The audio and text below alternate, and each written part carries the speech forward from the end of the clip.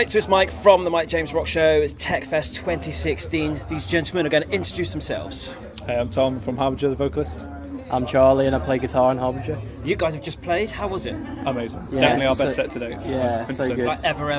Yeah, it's definitely probably. the biggest stage we played as well, so it's a lot of fun. Cool, man. Yeah, Lots of really running good. around and like bashing into each other. 100%. Almost didn't know what to do with all Yeah, space. I was just kinda like, right, I need to run around. There's definitely a lot of space, like compared to what we're used to, 100%. Yeah. Doesn't it nice like step up for you then? Yeah, It gives you definitely. that kind of bite. It's like I want to do this more often. Kind Yeah, of. 100%. Like obviously when we first started playing the set, there wasn't everybody there because obviously the crossovers. Yeah. But like as soon as the room filmed up, like absolutely amazing. It's just there, like in there. need to put the show on, like. Because usually I suffer a fair bit, like knowing what to talk about. I've started doing like little lists and stuff, like kind of PowerPoint bits. Yeah. And it's helping a lot. So I was just kind of like, yeah, this is the one. This is where this is our like key point. Cool, man. Was there any track that really stood out that you played that like, wow, man, the crowd are really going off for this? For me, probably the latest single, Subsidized Slaughter. Okay. Just as soon as we said, this is Subsidized Slaughter, there was people going like, woo, yeah!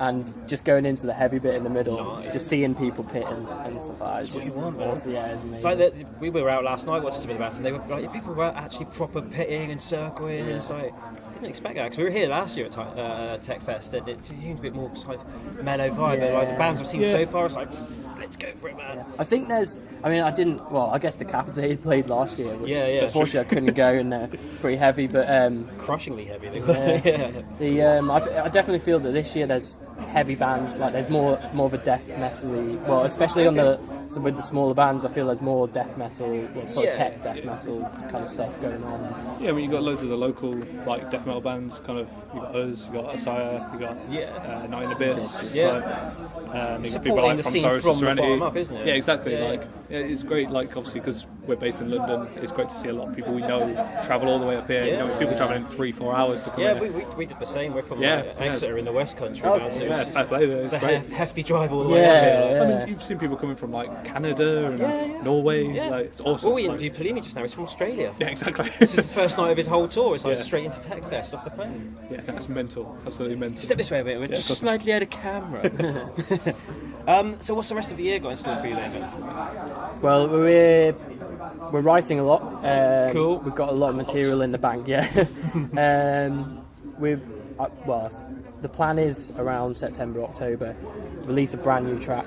Okay. So not on the EP, with a music video. Nice. Basically, same as what we did last year. Obviously, we released Human Wisdom November. And then obviously the EP has been out a month now. Yeah. Which is great. And yeah, just basically the same thing. Cool, Release one single at the end of the year, and then either another EP.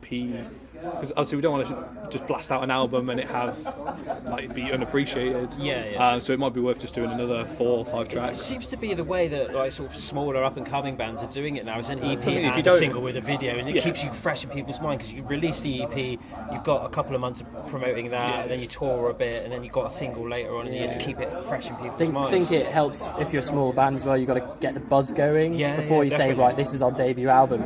You don't want to waste that. No. This is our first album. It's got to be a big thing. Yeah. We've just done the EP, touched on it just now. I was checking out the artwork for it, man. Who did that? 'Cause it's Sam amazing. Teal. Yeah, Sam Teal. He did he etch it into metal? He- to start off with? It's Yeah, got I'm pretty that sure kind he of- hand drew it. I think he said his girlfriend helped him do Okay. the woman on it. So yeah, it was all kind of like hand sketched, and then he kind of did another version. I think he did a painting. Yeah, I'm pretty sure Joel has the painting, so our drummer has the original copy of it. It's pretty cool. Like, I think It's a cool artworks concept. have kind of like lost form nowadays because everything's thumbnails. You don't really see it.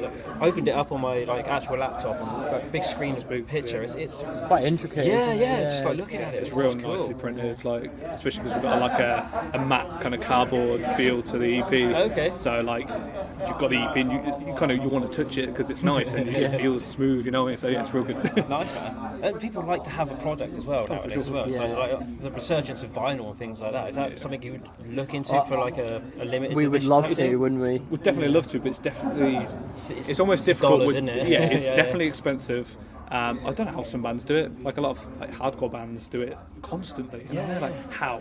They say it's like limited editions. Okay, you've done the one track limited edition, but if you're doing it for every track, is that really limiting it? It's like, I can see where it kind of comes from. Yeah. Plus, I find with the tech scene, a lot of people are into collecting CDs, even though it seems to be like a bit of a dead format. Yeah. People are still really big on it. Like I still we collect definitely CDs, are. yeah. And, It's just a storage space from there, isn't it? Yeah. But do you buy a CD and then convert it straight to MP3 so you can listen to it on your phone? Yeah. Very much. We all do the same, man. Yeah.